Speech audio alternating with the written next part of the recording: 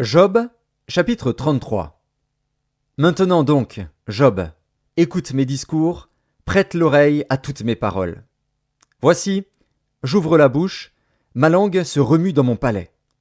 C'est avec droiture de cœur que je vais parler, c'est la vérité pure qu'exprimeront mes lèvres. L'Esprit de Dieu m'a créé, et le souffle du Tout-Puissant m'anime. Si tu le peux, réponds-moi, défends ta cause, tiens-toi prêt. Devant Dieu je suis ton semblable, j'ai été comme toi formé de la boue. Ainsi mes terreurs ne te troubleront pas, et mon poids ne saurait t'accabler. Mais tu as dit à mes oreilles, et j'ai entendu le son de tes paroles. Je suis pur, je suis sans péché, je suis net, il n'y a point en moi d'iniquité. Et Dieu trouve contre moi des motifs de haine, il me traite comme son ennemi. Il met mes pieds dans les ceps, il surveille tous mes mouvements. Je te répondrai qu'en cela tu n'as pas raison, car Dieu est plus grand que l'homme.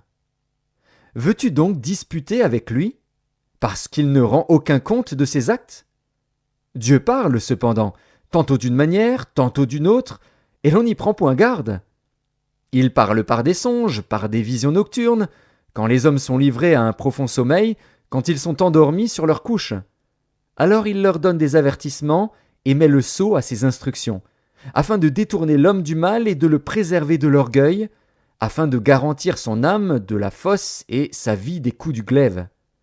Par la douleur aussi, l'homme est repris sur sa couche, quand une lutte continue vient agiter ses os. Alors il prend en dégoût le pain, même les aliments les plus exquis. Sa chair se consume et disparaît, ses os qu'on ne voyait pas sont mis à nu.